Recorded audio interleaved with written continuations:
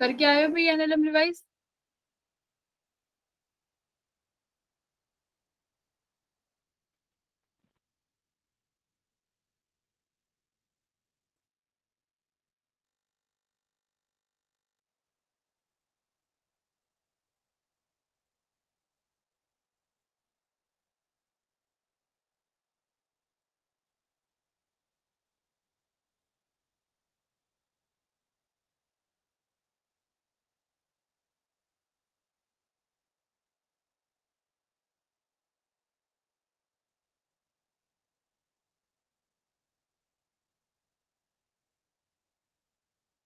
Very good.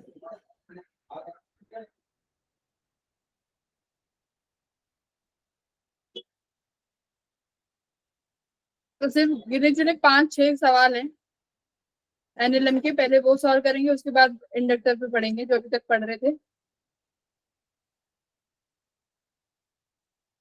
NLM projectile देखो, mechanics में ना पूरा सब कुछ मिक्स रहता है ना, ये नहीं कह सकते अगर एक टॉपिक पढ़ लिया तो दूसरा टॉपिक नहीं आना चाहिए।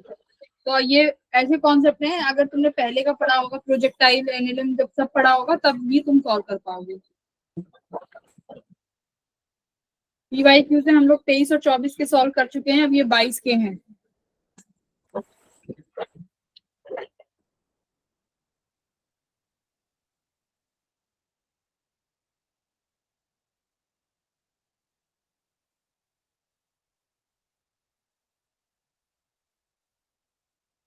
क्या कह रहा है, अगर नहीं समझ में आ रहा तो एक बार समझा देती हूँ क्या कह रहा है सवाल। कि एक फाइटर जेट है, ठीक है, is flying horizontally at a certain altitude, मतलब किसी हाइट पे, मान लो या ये तुम्हारा हॉरिजॉन्टल ग्राउंड है, ग्राउंड से कुछ डिस्टेंस पे तुम्हारा एक फाइटर जेट है जो वो फ्लाई कर रहा है, ठीक है, जिसकी स्पीड गिवन है तुम्हें 200 मीटर पर सेकेंड। हॉरिजॉन्टली फ्लाई कर रहा है तो this should be it's horizontal speed. अब क्या बोल रहा है, when it pass overhead an anti craft gun, मतलब जैसे ही ये मान लो यहाँ पे तुम्हारी एंटी क्राफ्ट गन है कोई, ठीक है, एंटी क्राफ्ट गन के जस्ट ऊपर से जब ये क्या करता है, ट्रेवल करके जाएगा, तभी की तभी इंस्टेंट पे यहाँ से एक बुलेट निकलेगी, ठीक है, एक बुलेट। उस बुलेट की स्पीड दी हुई है तुम्हें कितना, 400 मीटर पर सेकेंड, ठीक है, और ये ग्राउंड से कितने एंगल, थीटा एंगल पे प्रोजेक्टाइल करा गया है। तो तुम्हें बताना है कि इन दोनों को क्या करेंगे, bullet to hit the jet, हाँ, ये बुलेट जब इस जेट को हिट करेगी किसी पॉइंट पे तो उसके लिए कितना थीटा होना चाहिए। अब देखो दोनों सेम पॉइंट पे रिलीज करी गई है, ये तुम्हारा जो जेट है ये 200 मीटर पर सेकंड पे इस पॉइंट से निकला है, और इसी पॉइंट से तुम्हारा ये एंटी ग्राफ्ट गन जो ये है इसने एक बुलेट फायर करी है, तो कितने थीटा पे होना चाहिए कि दोनों स्ट्राइक कर जाएं किसी पॉइंट पे। ये डायग्राम है, कैसे करेंगे।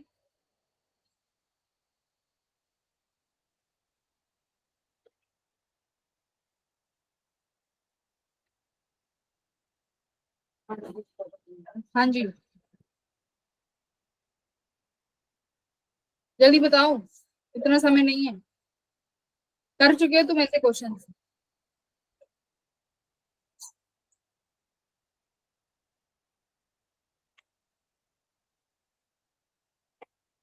अच्छा ये बताओ कि इसको टकराने, ये दोनों आपस में टकराएं, इसके लिए क्या कंडीशन होनी चाहिए। दोनों, मान लो इस पॉइंट से तुम्हारा ये जेट निकला है, फाइटर जेट, इसी पॉइंट से ये गन चली है, ठीक है,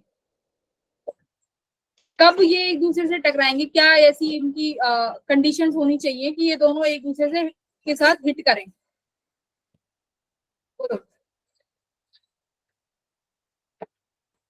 tell me. V1 is equal to V2 cos theta. हाँ वेरी गुड। इसमें देखो क्या है, गन, सॉरी, जो ये बुलेट है ये इस फाइटर जेट को जब भी हिट कर पाएगी जब ये दोनों एक साथ पहुंचेंगे, राइट, जब ये दोनों किसी पॉइंट पर एक साथ आएंगे तभी हिट कर पाएंगे, अदरवाइज हिट ही नहीं कर पाएंगे। अब ये दोनों सेम इनिशियल पॉइंट पे हैं, ये भी सेम इनिशियल पॉइंट पे है गन, दोनों सेम इनिशियल पॉइंट पे हैं, तो दोनों सेम इनिशियल पॉइंट पर हैं और दोनों को एक जगह मिलना है, तो दोनों की कौन सी वेलोसिटीज बराबर होनी चाहिए? देखो ये दोनों ऐसे साथ साथ चल रहे हैं ना, ये किसी थीटा पे चला है तो इसके पास दो वेलोसिटी है, एक तो हॉरिजॉन्टल वेलोसिटी, एक परपेंडिकुलर वेलोसिटी।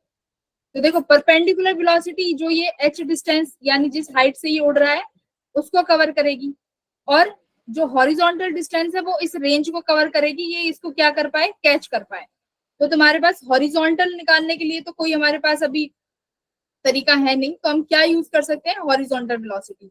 यानी जो गन की हॉरिजॉन्टल वेलोसिटी है which is making 400 cos theta, right, change नहीं होगी, वो किसके बराबर होनी चाहिए, फाइटर जेट की 200 मीटर सेकेंड के बराबर, राइट। तभी दोनों एक समय पर पहुंच पाएंगे एक पॉइंट पे। तो कॉस थीटा कितना आ गया, 1/2, 1/2 और थीटा कितना आ गया, 60 डिग्री। 60 तो ऐसे तुम्हें सोचना है कि देखो तुम्हारे पास अब यहाँ से ना तुम टाइम निकाल सकते हैं, ठीक है, तो मेरे पास बचा क्या, टाइम निकाल नहीं सकते, इसका मतलब यहाँ पे क्या करना होगा, कहीं वेलोसिटीज का देखना होगा कि दोनों एक समय पे पहुंचे, एक समय पे कब पहुंचे, दोनों का इनिशियल पॉइंट सेम है, तो एक समय पे वही जब पहुंच सकते हैं जब इन दोनों की हॉरिजॉन्टल वेलोसिटी मैच हो जाए। ये वाला करिए,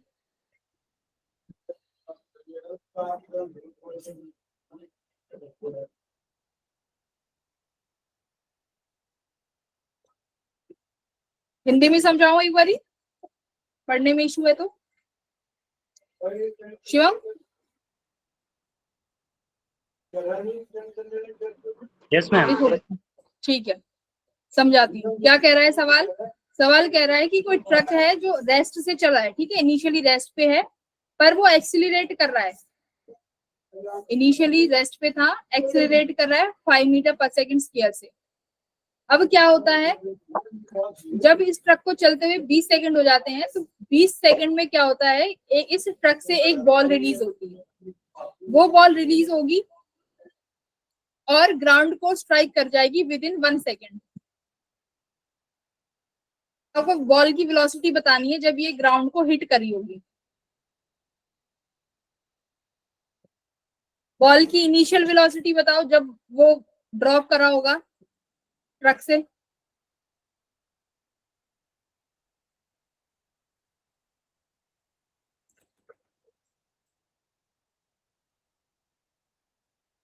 बलून वाला एक क्वेश्चन कराया था ना, जब बलून से कोई चीज ड्रॉप करी थी तो उसमें कितनी, हाँ 100। तो हाँ, ऐसे क्वेश्चंस में देखो क्या देखा जाता है, जब भी किसी मूविंग ऑब्जेक्ट से कोई भी बॉल थ्रो करा जाए, कोई भी स्टोन थ्रो करा जाए, उसमें क्या होता है, यही कॉन्सेप्ट है कि इनिशियल वेलोसिटी वही होगी जो उस ऑब्जेक्ट को कैरी कर रहा है। तो इस ऑब्जेक्ट में वो ट्रक है जो इसको कैरी करके ले जा रहा है, तो यानी ट्रक की वेलोसिटी 20 सेकंड के बाद कितनी हो जाएगी, u + 80। तो इनिशियली ट्रक किस पे था, रेस्ट पे, तो कितनी वेलोसिटी हो गई इसकी, 100 मीटर पर सेकेंड। किसमें ट्रक कैसे ट्रेवल कर रहा है, हॉरिजॉन्टल डिस्टेंस, तो ये 100 मीटर पर सेकेंड बॉल की वेलोसिटी किसमें आएगी, आई कैप में। अब तुरंत बॉल क्या करेगी, जैसे ही ट्रक से जैसे ही ये बॉल ड्रॉप करेगी, अब इसकी वेलोसिटी कहाँ आ गई, किस डायरेक्शन में आई, ड्रॉप होने के बाद, अरे नहीं, ड्रॉप हो रहा है ना ये ट्रक से, जब तो इसकी वेलोसिटी एक्स डायरेक्शन में थी, अब जैसे ही ट्रक से ड्रॉप हुई उसके बाद इसकी वेलोसिटी किस में आ जाएगी, वाई एक्सिस में ना, नेगेटिव वाई में, हाँ वाई में आ गई, नेगेटिव वाई में, राइट। अभी क्या 1 सेकंड के बाद इसकी वेलोसिटी कितनी हो जाएगी, v = u + 80। तो इनिशियली इसके पास y वेलोसिटी थी, बॉल के पास इनिशियली y वेलोसिटी थी, ट्रक सिर्फ किस वेलोसिटी में मूव कर रहा था, x एक्सिस में, तो वेलोसिटी इन y डायरेक्शन कितनी हो जाएगी बॉल के पास, 0, ठीक है। अभी जब ड्रॉप हो जाएगा तो ये किसके अंडर मूव करेगा, ग्रेविटी के अंदर। ग्रेविटी कितनी है, 10, और कितने सेकंड में पहुंच गया, 1 सेकंड में। तो कितनी वेलोसिटी होगी y डायरेक्शन में, 100i और -10j। है। तो बस एक दो कॉन्सेप्ट यूज हुए कि जब भी ये चीज एक्स एक्सिस में ट्रेवल कर रही है तो उसकी इनिशियल वेलोसिटी एक्स एक्सिस में ही आएगी, वाई डायरेक्शन में उसकी वेलोसिटी 0 है। वाई डायरेक्शन में कब आएगी? जब वो फ्री फॉल करेगा, सॉरी फ्री फॉल तो नहीं होगा, जब वो क्या करेगा, ग्रेविटी के अंडर फॉल होगा, है ना, ग्रेविटी के अंडर फॉल होगा। तो ग्रेविटी के अंडर फॉल होगा तो सिर्फ एक्सीलरेशन ड्यू टू ग्रेविटी से वो क्या होगा, रिटार्ड होगा मोशन माइनस AT से। ठीक है, आगे बढ़े। Yes ma'am. बाकी की स्टूडेंट्स, भावना, ठीक है, Lavanya, yes ma'am. Yes ma'am.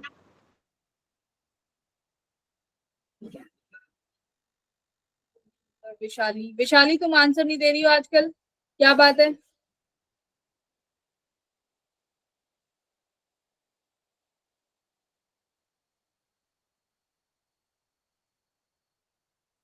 देखो जो ये बच्चे क्लास छोड़ के जा रहे हैं, मैं इनको बता दूं कि ये इतने इंपॉर्टेंट है, ये तुम्हारे स्टार्टिंग के 20 मिनट तुम्हारा पूरा कॉन्सेप्ट रिवाइज हो रहा है 11th के साथ साथ, 12th के साथ साथ 11th भी।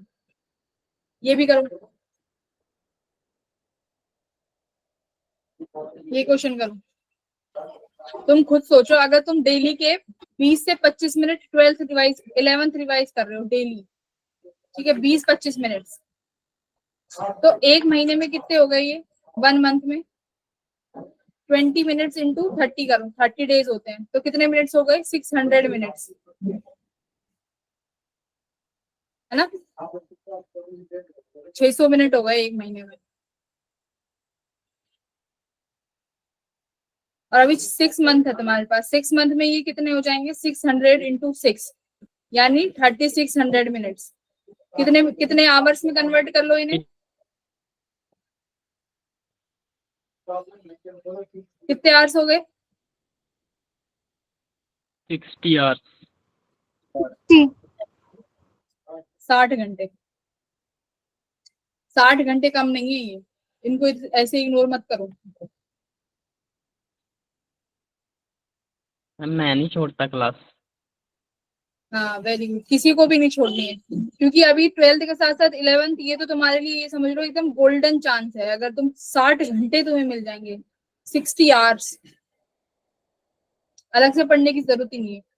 एक बार ये पहले फ्रिक्शन तक चैप्टर कंप्लीट, उसके बाद हम उठाएंगे वो एफ्लेक्शन वगैरह, वो कंप्लीट करेंगे। अभी ये करो, ये वाला क्वेश्चन फटाफट बिना टाइम लगाए। तुमने 7:20 कर दिए, तुम 6 क्वेश्चन कितनी देर में करोगे? कितनी करो? क्या बोल रहा है? एक बॉल को रिलीज किया गया है फ्रॉम हाइट h, मान लो एक फ्रॉम हाइट h हाइट से एक बॉल को रिलीज किया गया है। बॉल अगर आधा टाइम t1 में कवर कर रही है और दूसरा आधा, सॉरी h/2, आधा h/2 कितने टाइम में कवर कर रही है?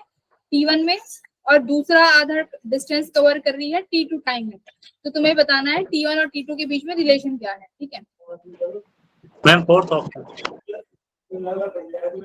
फोर्थ है, और किसी का?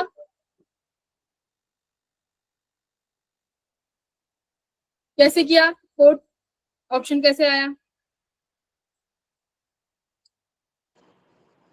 ए ball is release from height h, release किया गया है हाइट h से, यानी इनिशियल वेलोसिटी तुम 0 मान सकते हो। From if t1 and t2 be the time required to complete half first half, यानी इस फर्स्ट हाफ को कवर करने में उसे t1 टाइम लगा और उसके बाद जो आधा डिस्टेंस कवर करने में t2 टाइम लगा, तो इन दोनों का बीच का रिलेशन निकालना है। तो देखो h/2 s equals to ut plus half AT square अगर लगाएं, फर्स्ट हाफ के लिए लगा रही हूँ जिसका टाइम t1 स्क्वायर है, u कितना हो जाएगा? 0, और डिस्टेंस कितनी ट्रेवल कर रहा है बच्चों? वो h/2, कितने? 1/2। एक्सीलरेशन कितना है अंडर ग्रेविटी? टाइम कितना है देखो, t1 स्क्वायर। ठीक है, यस मैम। ये इक्वेशन 1। अब दूसरा देखो क्या कह रहा है, t2 टाइम। ये आधे और डिस्टेंस के लिए मुझे कितना समय लग रहा है? t2 समय लग रहा है। तो यहाँ पे कुछ ना कुछ वेलोसिटी होगी, यहाँ पे अब वेलोसिटी क्या नहीं होगी? 0 नहीं आएगी। इस केस पे, इस पॉइंट के लिए अगर ये इक्वेशन लगाना चाह रहे हो इस पॉइंट के लिए, तो दिस इक्वेशन क्या, ये इतना आसान नहीं बनेगा। तो तुम्हें अब क्या करना है, तुम अब कई बच्चे क्या करेंगे, u निकालेंगे इसके लिए, तो v equals to u plus 80 कितना बनेगा, इस पॉइंट का v कितना आ जाएगा, t1 टाइम के लिए एक्सीलरेशन ग्रेविटी z t1 है ना। तो इस पॉइंट पे वेलोसिटी कितनी हो गई उसकी बॉल की, g टाइम्स ऑफ t1।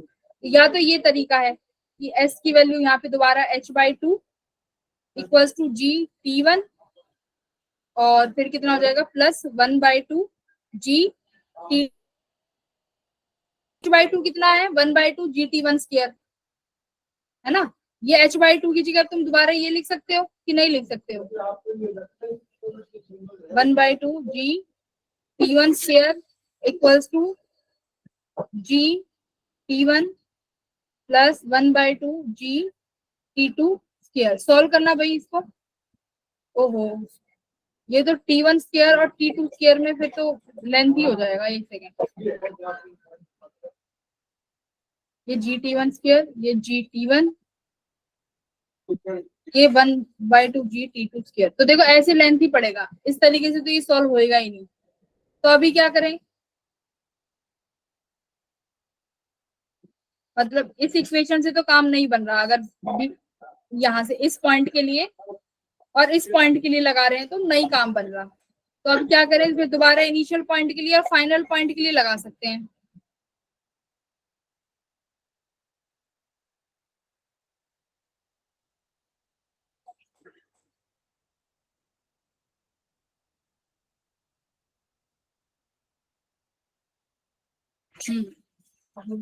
देखो क्या करें,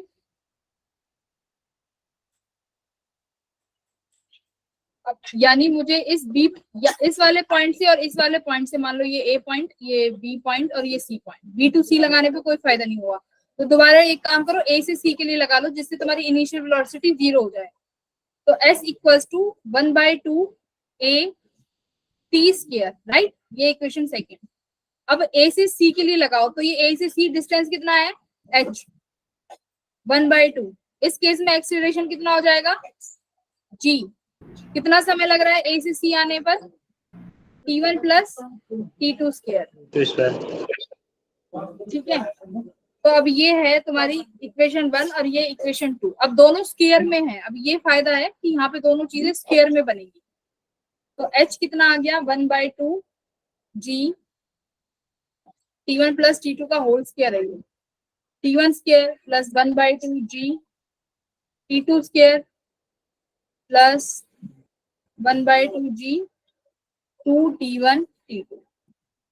अब देखो क्या, किसको इसको क्या लिख सकते हैं, h/2 लिख सकते हैं, है ना। ये h/2 आ जाएगा। फिर ये इक्वेशन सॉल्व करिए भाई, ये तो बहुत लेंथी हो जाएगा।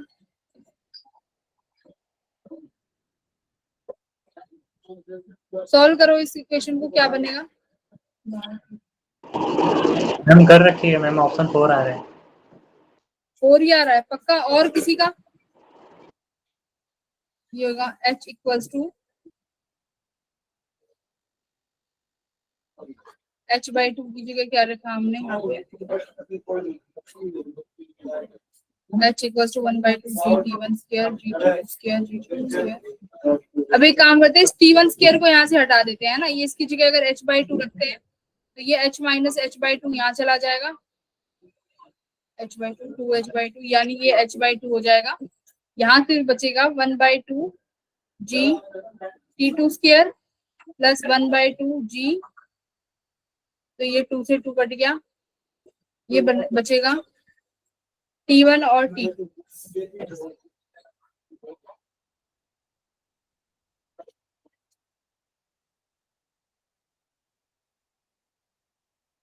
डायरेक्ट तो कुछ नहीं सॉल्व हो रहा है।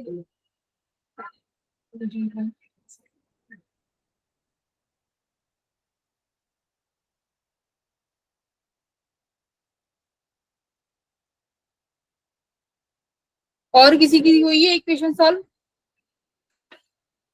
Anyone else.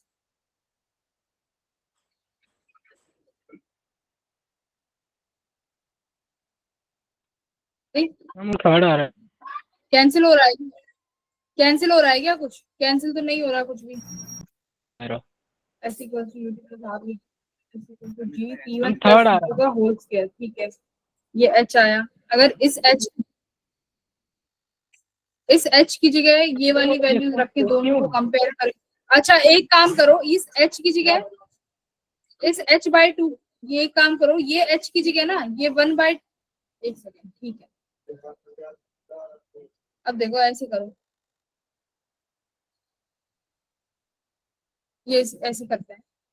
एक हमारे पास इक्वेशन आई थी आधे टाइम के लिए, ये T1 और ये यहाँ पे T, तो एक इक्वेशन आई h/2 equals to 1/2 g T1 square.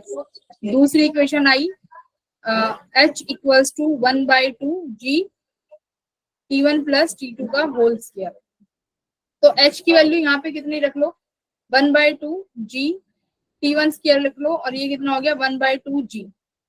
अब आ जाएगा T1 square plus T2 square plus 2 times of T1 T2, ठीक है। अब 1/2 g से ये 1/2 g कट गया, क्या बचा T1 square equals to T1 square plus T2 square plus 2 times of T1 T2।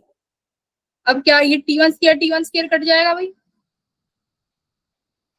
ठीक है। क्या बचा T2 square plus 2 times of T1 T2 equals to 0। यहाँ से T2 कॉमन ले लो तो कितना बचेगा, T2 plus 2 times of T1 equals to 0।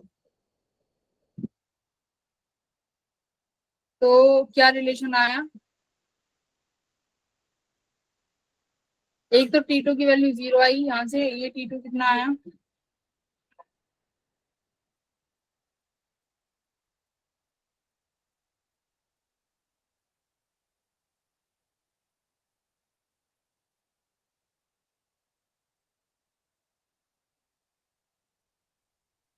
Times of T1।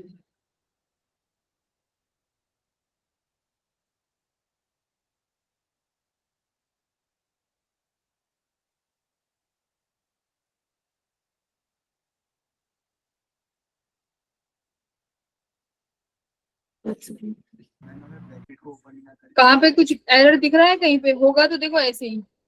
इस h की जगह ये 1/2 g T1 स्क्वायर यहाँ पे रखा, तो ये 1/2 g, ये cancel, T1 square equals to T1 square plus 2t square plus 2t। इसको T1 प्लस T2 का होल कहाँ स्क्वायर पे? ले सकते हो ना। कैसे? कब हो जा रहा है मैम T1 प्लस T2 का हाँ, होल स्क्वायर इसमें लिख दो ना, T1, फिर अंडर रूट ले लो इनका। अच्छा अगर ये ओपन ना करूँ, जी T1 कट प्लस जाएगा T2 का और होल रूट स्क्वायर ही 2 आ रहने जाएगा। दो, यस मैम। ठीक है। तो ये तुम्हारा T1 square equals to T1 plus T2 का ये होल स्क्वायर, ये बनेगा।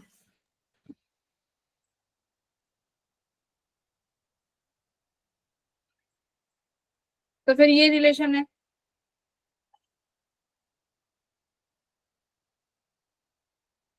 मैम h/2 था ना मैम, आपने हाँ 1/2 कहाँ से लाया फिर?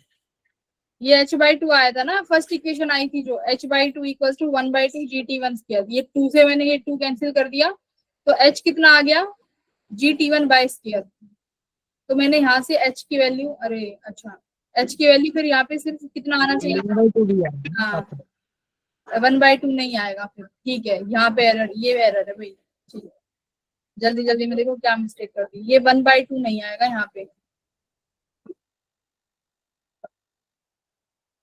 अब ठीक है,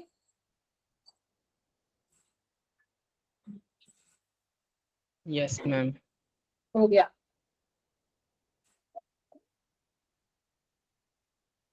देखो इस क्वेश्चन में कुछ नहीं था, बस इस क्वेश्चन में था कैलकुलेशन पार्ट।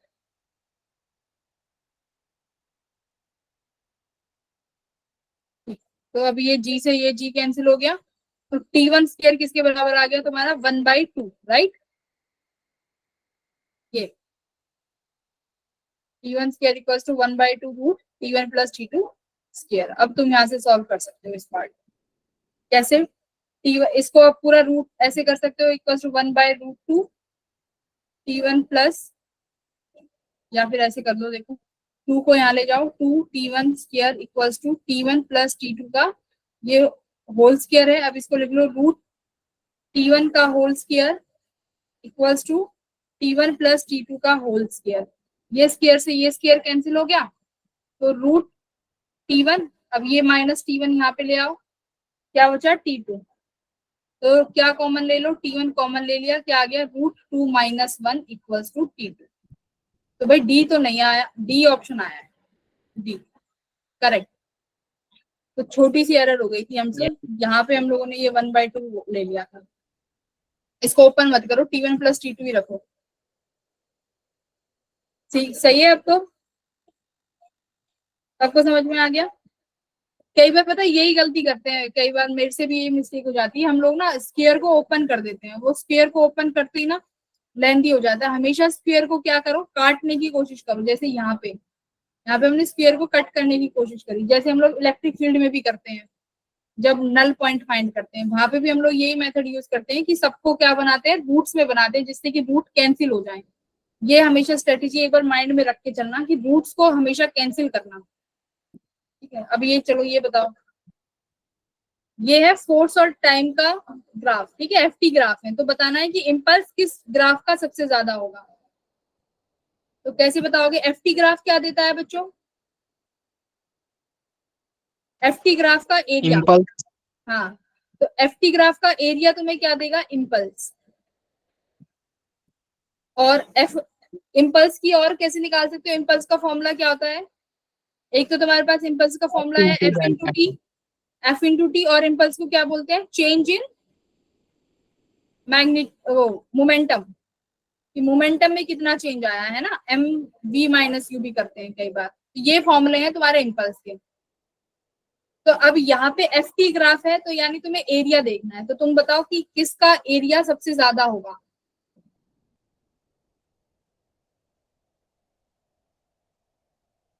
तो ऐसे क्वेश्चंस आए तो कंफ्यूज नहीं होना, तो ये सोचो एफ टी ग्राफ का कर्व एरिया अंडर कर्व हमें वैल्यू देगा इम्पल्स की।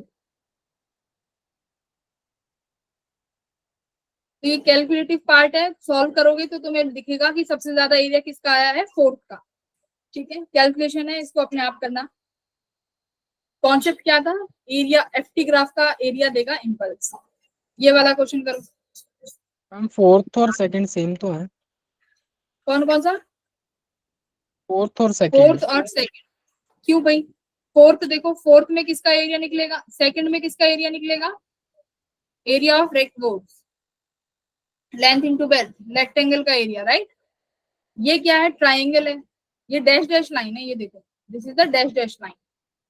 ये मैक्सिमम हुआ है यस फोर्स, मैम। तो कितना फोर्स मैक्सिमम हुआ है, 0.5 मीटर। तो एरिया तो सिर्फ ये है। तो सॉलिड लाइन और डैश लाइंस में कंफ्यूज मत होना, this is also a dash line. इसका मतलब क्या है, इस पॉइंट पे जब फोर्स मैक्सिमम हुआ है तो वो फोर्स कितना है, 0.5 न्यूटन। अच्छा, ये सवाल करो।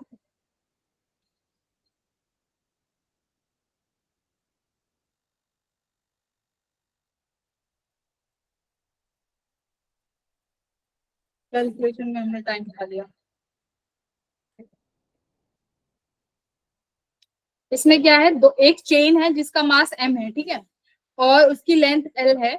अब उसको फ्रिक्शनलेस पुली से पास किया गया है, तो एक तरफ उसकी लेंथ l है, उस चेन की टोटल लेंथ है कैपिटल L, एक तरफ लेंथ है स्मॉल l, दूसरी तरफ है L-L। तो तुम्हें बताना है कि ऐसी कौन सी डिस्टेंस में लेंथ में इनको डिस्ट्रीब्यूट करें कि मुझे जो एक्सिलरेशन मिले चेन की वो मिले g/2।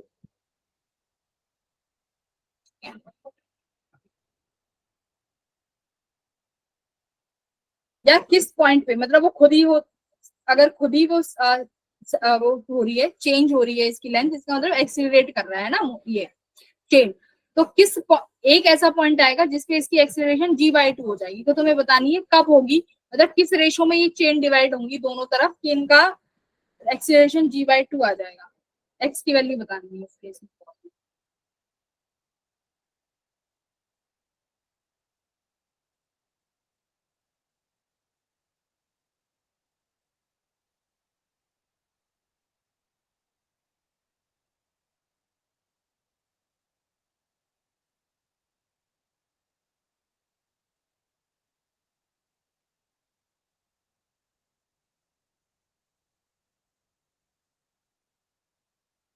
कैसे करें? नेट एक्सीलरेशन का फॉर्मूला बना, ये देखो इसी तरीके से हो गया सवाल कि तुम्हारे पास ये एक पुली है, यहाँ पे एक मास हैंग कर रहा है, सपोज करो m1, और एक ये मास हैंग कर रहा है m2। अभी तुमसे पूछा है कि एक्सीलरेशन मुझे g/2 चाहिए, तो इन दोनों का मास कितना होना चाहिए, यही सवाल है इसी तरीके का, क्योंकि चेन के पास मास है। कैसे करें? मैंने तुम्हें नेट एक्सीलरेशन का फॉर्मूला बताया, वो एक्सीलरेशन का फॉर्मूला बताया है। एक्सीलरेशन का फॉर्मूला क्या होगा?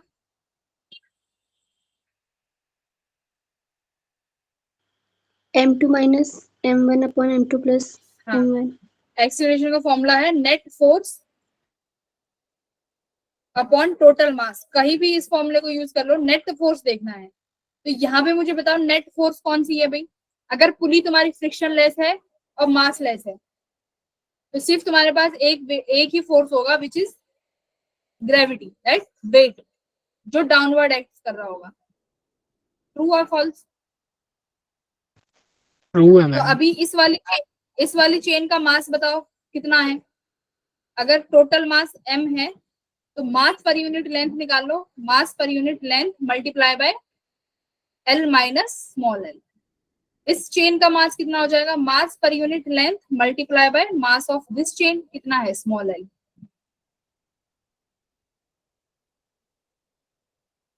तो अब नेट फोर्स कितना हो गया अगर निकालना चाहें? मान लो दिस इज m1 और ये m2 है। देखो m1 minus m2 net force into G upon total mass कितना है? m1 plus m2। तो एक्सीलरेशन कितनी चाहिए तुम्हें? g/2 के बराबर। तो यहाँ इसको किसके बराबर रखोगे? g/2 के। ठीक है, g से g कैंसिल हो गया। अभी एक काम करते हैं, ये क्या हो जाएगा? m1 minus m2 equals to m1 plus m2 by 2। ठीक है भाई।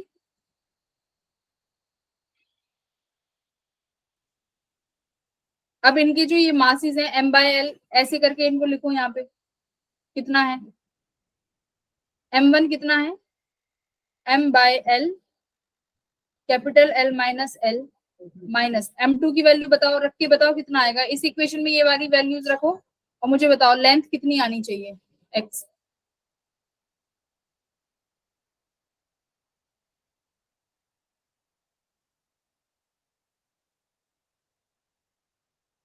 सॉल्व करो। तो देखो वही कॉन्सेप्ट है, कोई नया कॉन्सेप्ट है ही नहीं, सिर्फ इसी कॉन्सेप्ट से सवाल उठाया है। ये तो सबसे बेसिक में पढ़ते हैं एनएलएम के, स्टार्टिंग में, एक्सीलरेशन। मास पर यूनिट लेंथ तुम्हें आता ही है कि अगर एक टोटल लेंथ का मास इतना है, तो आधी लेंथ का dx लेंथ का कैसे होगा? पर यूनिट का निकाल के मल्टीप्लाई।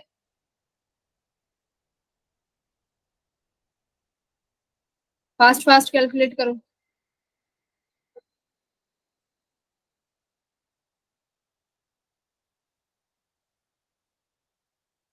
जल्दी।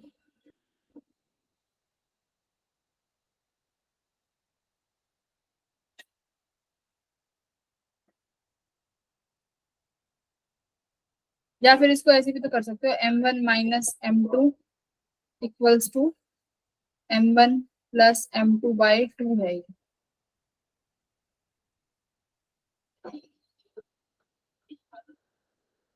m1 और m2 में रिलेशन निकाल लो, कितना आ रहा है?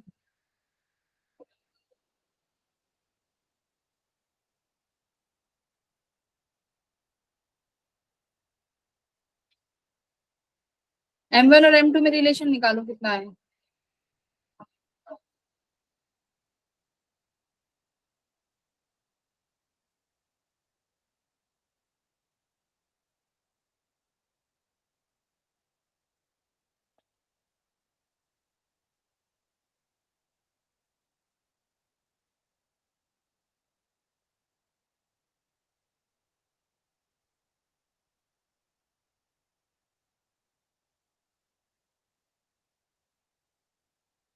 ठीक है, यानी जब तुम्हारा m1 मास किसके बराबर आ जाएगा, 3m2 के, तो m1 कितना है मेरा, m by l, capital L minus L equals to 3 times of m by l l। इसको सॉल्व कर लो, m by l से ये m by l कट गया, तो कितना आया, capital L minus L equals to 3 times of small l, तो l इक्वल्स टू 4l आ गया, स्मॉल l किसके बराबर आ गया, कैपिटल L बाय 4 के। बस ये m1 और m2 में रिलेशन निकालना था, ये भी मत रखो, इतना लेंथी हो जाएगा। यहाँ से क्या करो, ये रिलेशन आ गया, तो इससे क्या करो, m1 और m2 में रिलेशन निकालो कि कितना मास मुझे डिस्ट्रीब्यूट करना है। तो कितना मास करना है कि जब m1 किसके बराबर आ जाएगा, 3 टाइम्स ऑफ m2 के, तो यहाँ से लेंथ कितनी आ गई, l बाय 4, तो यानी x की वैल्यू कितनी है, 4 है। आया किसी और का, नो मैम।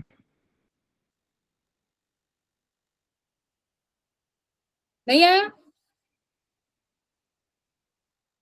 ये रिलेशन सॉल्व करो बस, ये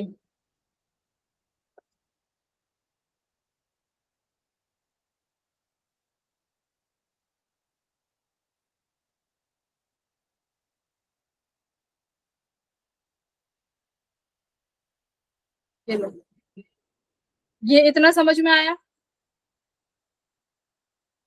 ये इतना क्या किया, ये तो समझ में आया। यहाँ पे हमने किसके बराबर कर दिया इसको, g/2। तो अब तुम्हें वो पता है कि एक्सीलरेशन मुझे g/2 चाहिए, तो ये m1 मास और ये m2 मास किसके बराबर आना चाहिए, ये लिखना था। एक सेकेंड, m1 माइनस m2 है ना, तो ये m1 है, ये m2। तो इन दोनों में जब मैंने रिलेशन निकाला तो m1 किसके बराबर आया मेरा, 3m2 के बराबर। तो अब इनिशियली तुम्हें पता है m1 किसके बराबर है, mass per unit length into कितनी लेंथ का mass, l minus l length का। m2 किसके बराबर है, mass per unit length, total length l given है, कितनी लेंथ का चाहिए, स्मॉल l का। इन दोनों को मैंने इक्वेट कर दिया 3 टाइम्स करके, तो यहां से जब इसको इक्वेट करोगे, m by l, l equals to m by l, l minus l, m2 कौन सा है, ये है, तो ये 3 टाइम्स है m1। तो अभी ये देखो क्या, m बाय l से m बाय l कट गया, तो कितना आ गया, 3 small l equals to capital L minus l, तो ये कितना आ जाएगा देखो, 4 small l equals to capital L। अब तो आया कि नहीं आया, शिवम आया, भावना, लावण्या, मैथ्स में आ चुका है। वर्षा, वर्षा आया तुम्हारा, क्या नाम था उस लड़की का, वंदना, वर्षा। पता नहीं तुम लोग क्या कर रहे हो, इतना इतना टाइम भाई जेई में कैसे लगाओगे, इतना टाइम जेई में लगाओगे तो नहीं काम चलेगा भाई, इतना समय मत लो सॉल्व करने में। क्या कैसे सॉल्व नहीं कर पा रही हो, कन्नुप्रिया, कशिश, कशिश तो बोल ही नहीं रही है इतने दिनों से। कितना आसान सा सवाल था, बस मास इक्वल रखना था g/2 करके, क्योंकि तुम्हें g/2 चाहिए एक्सेलरेशन, किस पॉइंट पे चाहिए, तो कुछ ना कुछ मास डिस्ट्रीब्यूट होगा तभी तो वो एक्सेलरेशन g/2 बनेगी, उसी का रिलेशन निकाल लिया, m1 इक्वल टू 3/m2। ये बता दो चलो फटाफट, बस लास्ट क्वेश्चन है ये। एक एलिवेटर में वेट लॉस कब होगा, एलिवेटर क्या होता है? एलिवेटर यानी लिफ्ट, लिफ्ट वाले मैम जो केसेस पढ़े हैं? डाउन में जाती है। हाँ, डाउन में जाएगी तो वेरी गुड, जब डाउन में जाएगी, क्यों, क्योंकि तुम्हारा उस टाइम में जी इफेक्टिव कितना हो जाएगा, g-1। ठीक, इसमें 2 क्वेश्चंस और हैं, मैं तो नहीं कराऊंगी, ये लो स्क्रीनशॉट लो उसका, ये घर से होमवर्क है तुम्हारा, take it, take the screenshot, homework.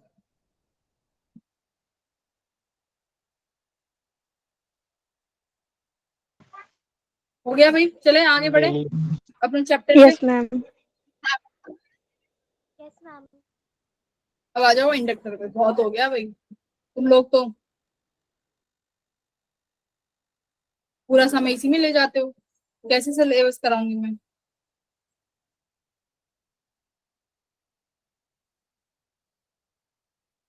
हाँ, अब इंडक्टर बताओ, बोला था घर से पढ़ के आना, कौन बताएगा।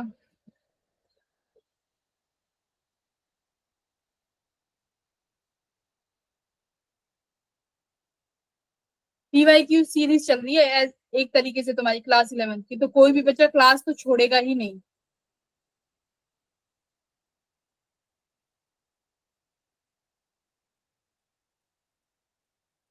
हाँ, प्योरली इंडक्टिव सर्किट बताओ अब क्या होता है। अब मैं बैठती हूँ थोड़ा शांति से, बताओ भाई, समझाओ, कौन समझाएगा। मैं ही टास्क देती हूँ। सेजल कुमारी बताएगी, सेजल बताओ। सेजल,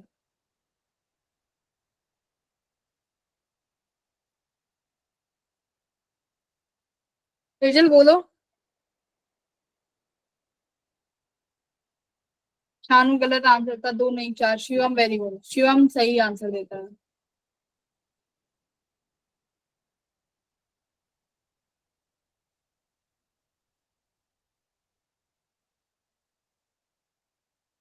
नहीं शानू, तुम्हारी कोई आवाज ही नहीं आ रही भाई।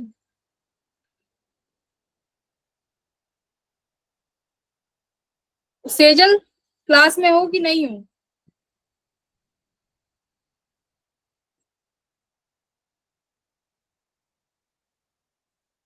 भी नहीं भाई, ये क्या बात है। कुलदीप, बताओ कौन बताएगा, इंडक्टर को एक्सप्लेन करो। ओ गॉड, चलो खुद से ही बता दो, हैंड रेज कर दो, कौन समझाएगा इंडक्टर।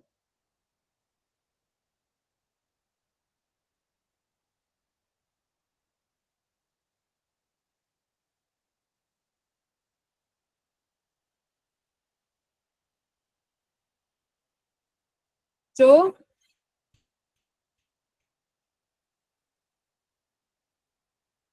हैंड रेज करो, अभी तो नया चैप्टर कर रहे हैं, मैंने बोला था इंडक्टर रीड करके आना है। शिवम तुम सबसे ज्यादा बोलते हो, अब शिवम बताएगा। शिवम चलो एक्सप्लेन करो।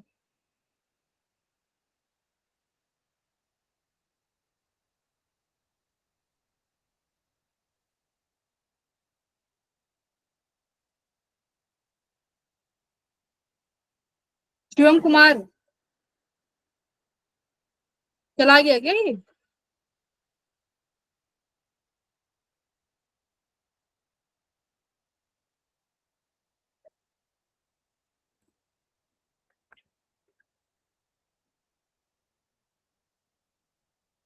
हम ऑडिबल हो आप। हम बोल रहे हैं मुझे लात किसने मारी।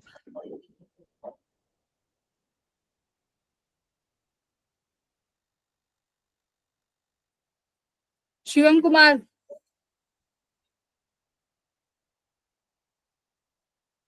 है ही नहीं शिवम तो क्लास में। ऋतु कुमारी, देखो तुम नहीं बताओगी, मुझे इंडक्टर एक्सप्लेन नहीं करोगी, मैं आगे बढ़ने वाली नहीं हूँ, बेशक सिलेबस लटका रह जाए, तुम्हारा ही लॉस है।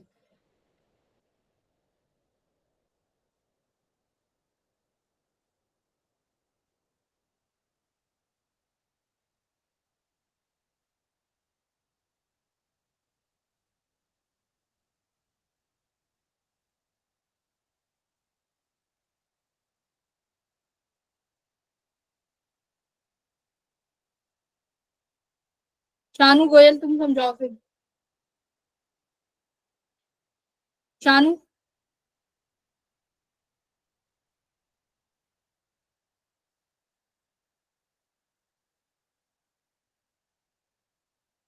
शानू गोयल समझाओगे कि नहीं, ये भी चला गया लगता है।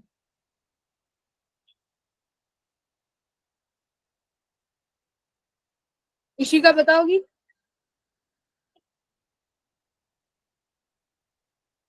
इशिका,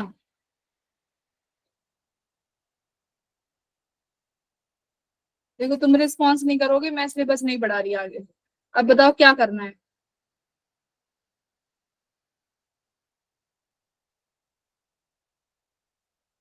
या क्लास 11th का बस पार्ट देखने आते हो, उतना ही पढ़ना है।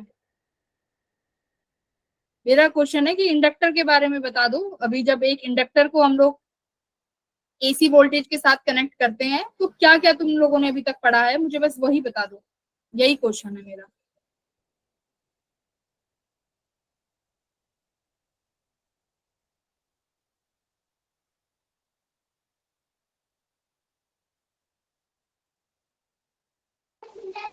मैम एक एक करके क्वेश्चन पूछिए ना। एक ही क्वेश्चन है, एक एक करके नहीं, तुमने जो अभी पढ़ा है मुझे वो बता दो। अच्छा, इंडक्टर क्या होता है? What is inductor? मैं पढ़ूंगी नहीं बच्चों, तुम्हारा सिलेबस लटका रह जाए तो मेरी ही प्रॉब्लम होगी, मेरे को कोई दिक्कत नहीं है, तुम मत पढ़ के आओ। मैम एक भैया डिवाइस तुम होती है बताओ, जिसे बोल कंडक्ट सकते हैं। इंडक्टर क्या होता है? हाँ, एक डिवाइस होती है, हाँ, दैट स्टोर्स एनर्जी। ठीक है, गुड। अब एक बात बताओ, जब इंडक्टर को एसी वोल्टेज के साथ कनेक्ट करते हैं तो इंडक्टर के साथ जब वोल्टेज और करंट में क्या कोई डिफरेंस आता है, फेज डिफरेंस, या सेम फेज में होते हैं? आता है। हाँ, तो फेज डिफरेंस आएगा। ओके, कितने का फेज डिफरेंस आता है वोल्टेज और करंट के बीच में? 90 डिग्री का। Very good. दिया भी कह रही है यस नो। ओके भावना, अब भावना मुझे बताएगी। भावना, तुम मुझे बताओ कि 90 डिग्री का जो फेज डिफरेंस है वोल्टेज और करंट के बीच में, तो कौन सा लीड करेगा, वोल्टेज और करंट?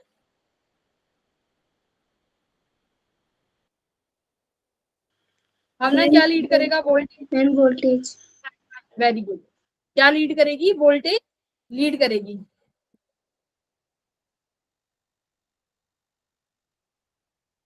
वोल्टेज लीड करेगी, वेरी गुड। अब मुझे बताओ इंडक्टिव रिएक्टेंस क्या होता है? ये शिवम क्या मैसेज कर रहा है? शिवम बोलो, शिवम क्या कह रहे हो?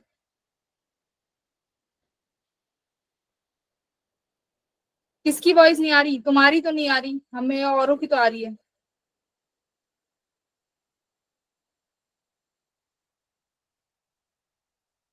इंडक्टिव रिएक्टेंस क्या होगा, शिवम बताएगा, शिवम बोलो।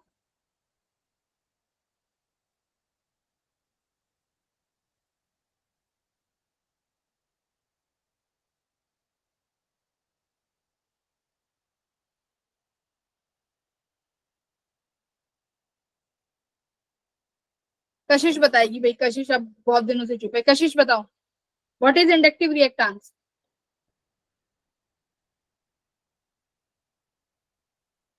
कशिश। और मैं शिवम को बाहर निकालती हूँ, रुक जाओ, डिस्टर्ब कर रहा है सबको। ये वो शिवम तो नहीं है जो क्लास में आता है, राइट? इसका यूजर नेम कैसे चेंज हो गया? मैम ये वही शिवम है।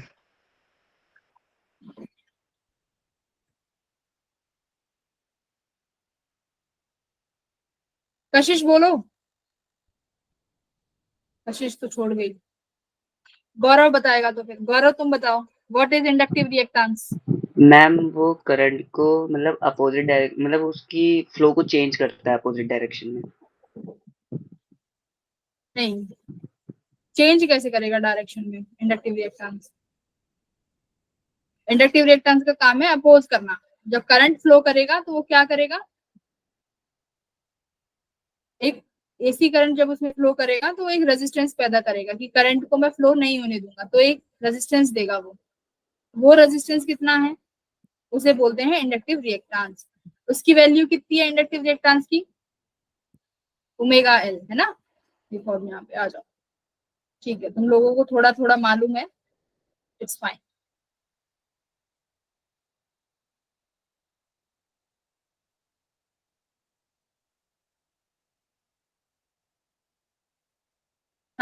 तो तुमने बिल्कुल सही बताया, वोल्टेज क्या करेगी, लीड करेगी पाई बाय 2 से, जैसा इस ग्राफ में दिख रहा है कि करंट क्या है 1/4 लेस टाइम में मैक्सिमम वैल्यू रीच करेगा, उससे पहले वोल्टेज मैक्सिमम रीच कर चुकी होगी।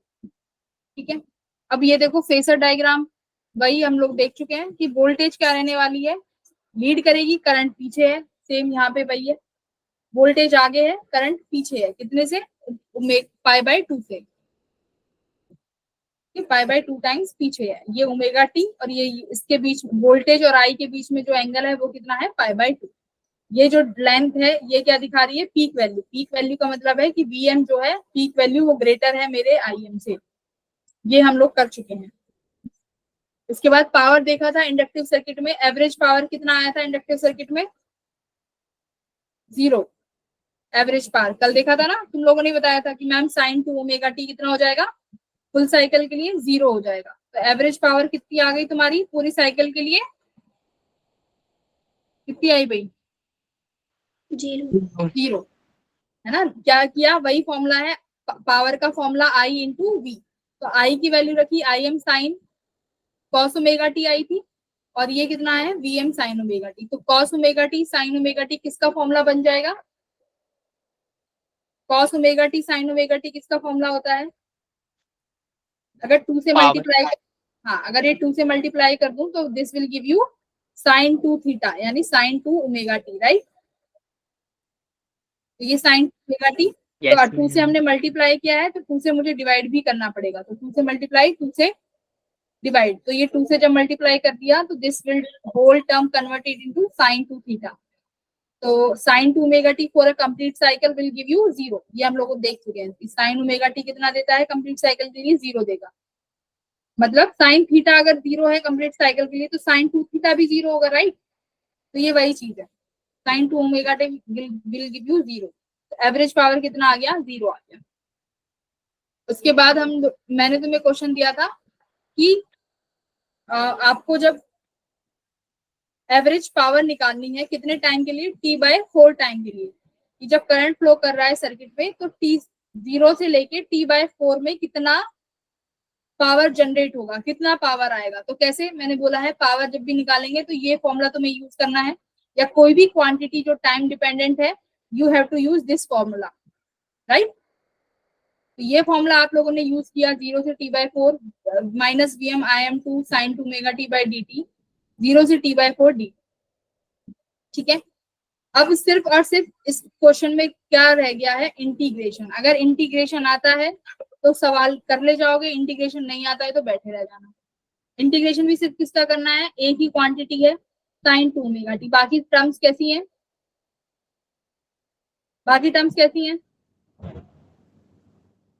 कांस्टेंट है ना, बाहर आ जाएंगे, तो वेरी कांस्टेंट है। सिर्फ dt का इंटीग्रेशन कितना हो जाएगा, t। तो जब इसको तुम सॉल्व करोगे तो यू विल गेट कितनी value of integration, minus V M I M by pi. ये हम लोग कल कर चुके हैं, ये अब तक कर चुके हैं। अब स्टार्ट करना था हम लोगों को क्या, कैपेसिटर, कि अगर कैपेसिटर के पास एसी वोल्टेज लगाएंगे तो कैपेसिटर कैसे रिएक्ट करेगा, जैसे इंडक्टर ने रिएक्ट किया, कैपेसिटर कैसे रिएक्ट करेगा भाई, केवीएल लगाएंगे, किरचॉफ्स लॉ, किरचॉफ्स लॉ लगा दिया। मान लो जो वोल्टेज ड्रॉप है अक्रॉस कैपेसिटर वो कितना है, वीसी है, पोटेंशियल ड्रॉप कितना है, वीसी, और तुम्हारा एसी वैल्यू कितनी है वोल्टेज की, वीएम साइन ओमेगा टी। तो अब क्या करो, इस डायरेक्शन में लूप लॉ लगा दो, यानी यहाँ से करंट निकल रहा होगा आई, तो ये क्या हो जाएगा, पॉजिटिव टर्मिनल, ये पॉजिटिव है ये नेगेटिव है, तो this will also positive, this will also negative. तो यहाँ पे कितना आएगा पोटेंशियल, वो तुम्हें निकालना है। कैसे लिखोगे, टी के पास जो पोटेंशियल ड्रॉप हुआ है, टी किसके बराबर होता है, Q by Q equals to C V. तो पोटेंशियल ड्रॉप कितना आएगा, क्यू बाय सी, है ना। क्यू से तुम्हें आई निकालना पड़ेगा, कैसे निकालते हैं, आई कितना होता है, क्यू बाय टी। क्यू से क्या निकाल सकते हो, आई, क्योंकि एट द एंड तुम्हें वोल्टेज और करंट के बीच में ही रिलेशन बताना है। तो देखो क्या किया, पहले केवीएल लगाया, तो दोनों किसके बराबर हो गई, द पोटेंशियल ड्रॉप इसके ये इसके बराबर हो गया, V minus B C equals to 0। तो कितना वोल्टेज कितना था, Vm sin ओमेगा टी, यहाँ पे वोल्टेज कितना ड्रॉप हुआ, Q इक्वल्स टू CV फॉर्मूले से V किसके बराबर आया, Q बाय C के बराबर। तो बस वही सेम चीज यहाँ Q बाय C लिख दी। अब Q से तुम्हें क्या निकालना है, Q की वैल्यू आ गई VMC sin ओमेगा टी। अच्छा अब Q से बच्चों I की वैल्यू निकालो, करंट कैसे निकालोगे, Q से करंट बनाओ,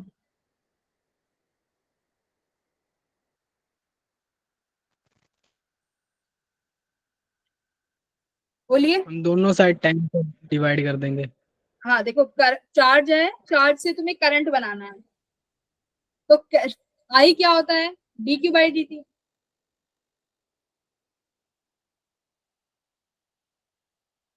dq बाई dt करते हैं, तो dq क्या हो जाएगा, I dt। तो क्या करेंगे, डिफरेंशिएशन करेंगे, ठीक है। I equals to dq by dt, ये मैंने बताया, I equals to dq by dt होता है। तो अब तुम्हारे पास Q है, वहां से तुम्हें I निकालना है। Q की वैल्यू रख दो यहाँ पे d बाई dt पे। Q की वैल्यू तुमने ये फाइंड कर ही ली है already, VMC sin omega t, right. अच्छा बताओ इसका डिफरेंशिएशन करके कितना आया I की वैल्यू, डिफरेंशिएट करो Q को t की टर्म्स में, I कितना आएगा, VMC sin ओमेगा t का डिफरेंशिएशन कितना होगा, cos omega T. Omega t और ओमेगा। हाँ ओमेगा, ओमेगा। मल्टीप्लाई या डिवाइड, मल्टीप्लाई है ना, डिवाइड कब होगा, वो देगा जब तुम इंटीग्रेट करते हो। तो VMC omega cos omega T, ये वाली टर्म क्या है, पीक वैल्यू। कांस्टेंट। हाँ कांस्टेंट तो है, और कौन सी वैल्यू है, पीक करंट है ना, पीक करंट होगा I not cos omega T. इतना समझ आया, ओके यस मैम। ओके। अभी एक चीज देखो, आई हमेशा अभी तक कैसे निकालते आए हैं, V बाय आर करके, V बाय आर करके। एक बार अब आई नॉट कैसे निकालते आए हैं, V नॉट बाय आर करके। अभी देखो इसमें, अच्छा ये M से डिनोट कर रखा है तो M से कर लेते हैं इसको भी, I M equals to V M by R, ठीक है। अब एक बार ये वैल्यू देखो, यहाँ पे आएगा आई एम किसके बराबर है तुम्हारा, ओमेगा वी एम सी के बराबर। अब इसमें मुझे रेजिस्टेंस बताना क्या आएगा, क्योंकि वीएम तो है तुम्हारे पास वीएम, अब इसको रेजिस्टेंस से डिवाइड करना होगा, तो रेजिस्टेंस कैसे निकालेंगे, मैं इसको ऐसे लिख दूं, वीएम बाय, मुझे रेजिस्टेंस चाहिए, तो रेजिस्टेंस कितना है, ओमेगा सी है, यानी रेजिस्टेंस तुम्हारा आने होगा 1 बाय ओमेगा सी, है ना। बोलो ये वैल्यू समझ आई, क्या किया है मैंने, देखो आई की वैल्यू तुम्हारे पास कितना आया है,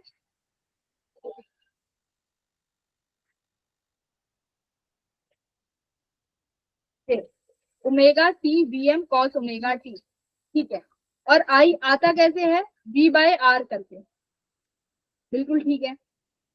अगर मुझे मैक्सिमम एम की वैल्यू चाहिए तो मैं क्या करूंगी, मैक्सिमम वोल्टेज से डिवाइडेड बाय आर कर दूंगी। अब देखो वी एम तो यहाँ पे है, अब रेजिस्टेंस अगर मुझे चाहिए तो मैं कैसे लिखूंगी, इस वैल्यू को ऐसे लिख सकती हूँ, V M cos omega t, और इस ओमेगा सी को क्या लिख दूं, 1 बाय ओमेगा सी लिख सकती हूँ कि नहीं, 1 बाय यस ओमेगा। मैम। ये 1 बाय ओमेगा सी क्यों लिखा है, जिससे मुझे किसकी वैल्यू मिल जाए, कि कोई ना कोई रेजिस्टेंस तो जरूर होगा, जब भी तो तुम्हारा करंट बनेगा।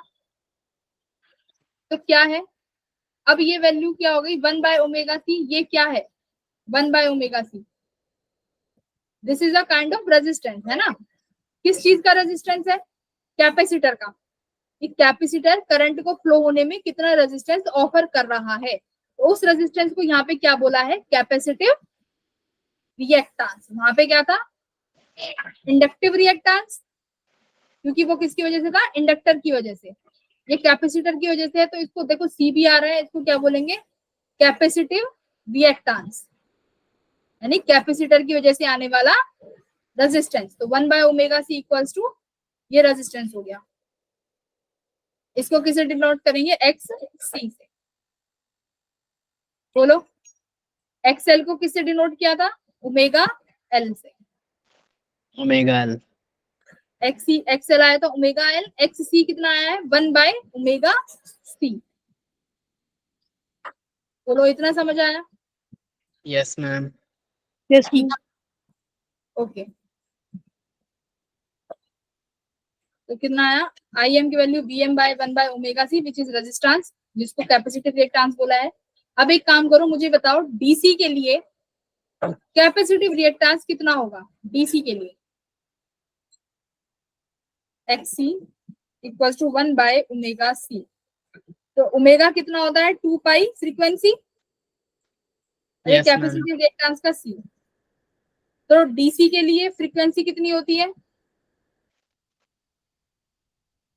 0 डीसी वोल्टेज 0। 0 तो ये पूरी टर्म कितनी हो गई?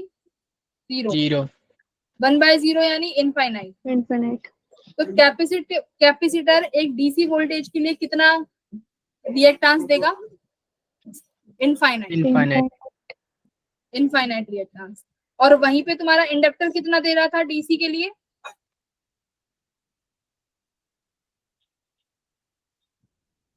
कैपेसिटर तो इनफाइनाइट रेजिस्टेंस दे रहा है ना, और इंडक्टर कितना दे रहा था? सॉल्व कर लो ना, ओमेगा एल से नहीं आ रहा तो याद।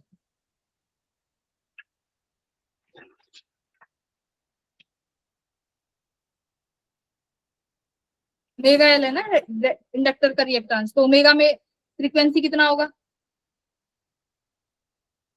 डीसी के केस में?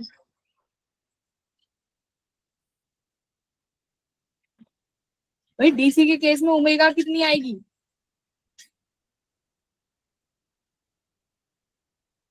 इंडक्टर का रिएक्टेंस कितना होता है? Omega L. ओमेगा कैसे दोबारा 2 पाई फ्रीक्वेंसी एल। अब फ्रीक्वेंसी इंडक्ट उसके केस में, डीसी के केस में कितनी आएगी? 0 0 0 है ना। तो यानी कैपेसिटिव रिएक्टेंस, इंडक्टिव रिएक्टेंस कितना हो गया डीसी के केस में? 0। 0 तो यानी कैपेसिटर इनफाइनाइट रेजिस्टेंस देगा, इंडक्टर 0 रेजिस्टेंस देगा इन केस ऑफ डीसी। ये तुम्हें याद नहीं रहेंगी 0 इंफिनिटी, तो कैसे याद रखोगे? रट लो, XL omega L, XL omega L, XC 1/ओमेगा सी, एक्ससी 1/ओमेगा सी, ऐसे रटो इन्हें। और रटने का क्या है? बस ये टर्म इंटीग्रेशन होना चाहिए। ऐसे इंटीग्रेशन किया है हमने मैम, डिफरेंशिएशन किया है, वहां से ऐसे वैल्यूज निकाली हैं। ठीक है, करिए, सॉल्व करो।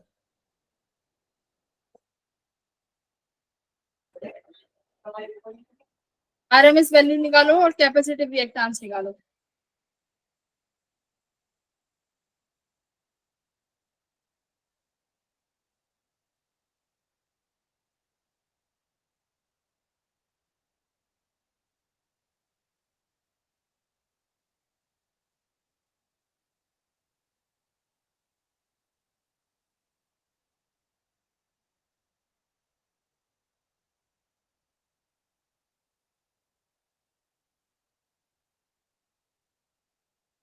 बोलिए, 2.5 microfarad capacitor connected to a fan which is supplied by 220 volt. Find the capacitive reactance. Capacitive reactance यानी XC, यानी 1/ओमेगा सी, यानी 1/2 पाई फ्रीक्वेंसी इंटू कैपेसिटेंस, 1/2 पाई। फ्रीक्वेंसी कितनी है? 50 कैपेसिटर कितना है? 2.5 माइक्रोफैराड। तो यहाँ से क्या आ गया तुम्हारे पास? XC आ गया, कैपेसिटिव रिएक्टेंस। आरएमएस करंट कैसे आएगा? IRMS equals to PRMS divided by resistance. कितना रेजिस्टेंस आएगा? ये वैल्यू आएगी यहाँ से। तो यहाँ पे VRMS तुम्हारे पास 220 वोल्ट है, रेजिस्टेंस ये XC की वैल्यू आएगी, और इसको यहाँ पे पुट कर देना which will give you IRMS। बोलो, ठीक है? XC आया है Yes, 1237 यानी 1200 ओम। एक ही फॉर्मूला है आरएमएस का, क्या VRMS बाय रेजिस्टेंस, और रेजिस्टेंस हर किसी के लिए तुमने फाइंड कर लिया। इंडक्टर के लिए XL, XC के लिए 1/ωc, बस यही चीज है तीनों में। अब आई बात फेसर डायग्राम। तुम्हारे पास दो इक्वेशन आई थी अभी, वोल्टेज की तो Vm sin ωt है, करंट कितना आया था I इक्वल्स टू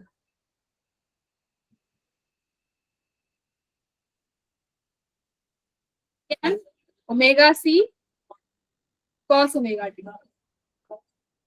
अब इसे किस में चेंज करो भाई, साइन में, जिससे मुझे क्या पता चल पाए कि कौन सा आगे चल रहा है या कौन सा पीछे। तो cos ωt को मैं क्या लिख सकती हूँ, साइन π/2 प्लस ωt लिख सकती हूँ कि नहीं।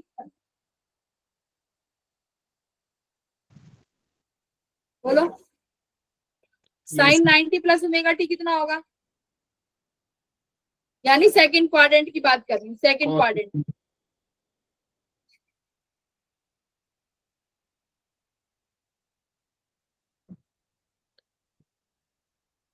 करंट, अभी इसके में देखो करंट कितना आ गया, sin ωt प्लस π/2, यानी इस केस में कौन लीड कर रहा है, current lead the voltage by π/2, यानी यहाँ पे करंट लीड कर रहा है π/2 से, राइट।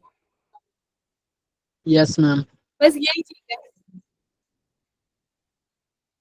कैपेसिटर में रिएक्टेंस देखो कैसे आया, अब करंट पहले पहुंच जाएगा, और मतलब मैक्सिमम वैल्यू पे करंट पहले पहुंच जाएगा, वहीं वोल्टेज 1/4 टाइम बाद, 1/4 टाइम के बाद क्या होगी, मैक्सिमम पर पहुंचेगी। पर पीक वैल्यू इसकी ज्यादा है अभी भी, वोल्टेज नहीं, पीक वैल्यू किसकी ज्यादा है बताओ, अब किसकी ज्यादा हो गई, करंट की ωc वाला, करंट। हाँ करंट को। इसमें ωc की वैल्यू किस, क्योंकि इसमें ωc क्या है, ऐड हो गया तुम्हारे I0 में, है ना, इस वजह से तो करंट की पीक वैल्यू भी ज्यादा हो गई, और तुम्हारा जो साइकिल है वो भी क्या है, करंट का मैक्सिमम पहले रीच करेगा। तो ये तुम्हारा ग्राफ है, I की वैल्यू दिखाई है, तो I और ये तुम्हारा ओमेगा, कि I क्या है, अब π/2 पहले मूव कर गया, ये रहा I π/2 पहले मूव कर गया, ये रहा, दिस इज द I π/2, यानी वोल्टेज यहाँ से अगर ωt की दूरी पे है, करंट इससे पहले है, पहले। और इंडक्टर का जब था तो इंडक्टर कहाँ था, यहाँ पे I इंडक्टर के लिए, कैपेसिटर में ये इससे 90 डिग्री पहले है। तो अगर मैं पूछूं इंडक्टर के करंट में और कैपेसिटर के करंट में कितना डिफरेंस है, π/2। अरे करंट और इंडक्टर का 180 डिग्री का। भाई ये इस वोल्टेज से π/2 पीछे है, और ये वाला करंट π/2 आगे है, तो ये दोनों एक दूसरे के कितने, 180 डिग्री का डिफरेंस, 180 डिग्री है ना, 180 डिग्री का डिफरेंस है इन दोनों में, वोल्टेज का करंट और इंडक्टर के करंट, राइट। तो कैपेसिटिव सर्किट में पावर देखो, IV का फॉर्मूला यूज किया है सिंपल, I कितना था cos ωt, V कितना था sin ωt, तो cos ωt sin ωt दोबारा क्या बन जाएंगे, 2 sin ωt, sin 2 थीटा का फॉर्मूला बन जाएगा दोबारा, देखो Yes, sin 2 ma'am. थीटा का फॉर्मूला बन गया, और कंप्लीट साइकिल के लिए sin 2 थीटा कितना हो जाएगा, कितना 0। तो एवरेज पावर इस केस में भी कितनी आएगी तुम्हारी, कैपेसिटर में भी 0। ठीक है, कैपेसिटर रिएक्टेंस कंप्लीट है, यस बोलो। मैम। तो अभी तुम्हें क्या करना है, पहले तो अपना 4 तारीख वाला टेस्ट दे लो, 4 अगस्त को अच्छे से। उसका टेस्ट देने के बाद ये वाले जो डेरिवेशन है ना, इन्हें एक बार खुद अपने हाथ से लिख के करना, क्योंकि सिर्फ डेरिवेशन में क्या है, इंटीग्रेशन और डिफरेंशिएशन, और कुछ है नहीं। तो खुद से एक बार करोगे तो पूरी जिंदगी भर के लिए याद हो जाएगा, और ये चैप्टर बहुत आसान है, इसमें तुम्हें ज्यादा हाथ पैर मारने की जरूरत नहीं। अगली क्लास में हम लोग क्या करने वाले हैं, LCR सर्किट, नहीं LCR करेंगे डायरेक्ट, नहीं LCR नहीं, इसके बाद करेंगे जिसमें RC सर्किट और RL सर्किट देखेंगे, जो कि तुम पहले पढ़ चुके हो। RL सर्किट पढ़ा चुकी हूँ, RC सर्किट पढ़ा चुकी हूँ, बस एक बार रिवीजन करेंगे इन दोनों का, ठीक है। फिर उसके बाद जाएंगे कि LCR यानी इंडक्टर, कैपेसिटर और रिएक्टेंस, तीनों को एक साथ लगा देंगे तो क्या फेसर डायग्राम मिलेगा, ठीक है भाई। Yes ma'am. तो see you in the next class everyone. अब ये रुद्र भी कैसे हो जा रहा है? अच्छा रुद्र आज नई आईडी से, भाई साहब चल see you, bye ma'am. Bye bye everyone, all the best for your test. अच्छे से मेहनत करो भाई B1, अब की बार B1 का एकदम हो जाना चाहिए।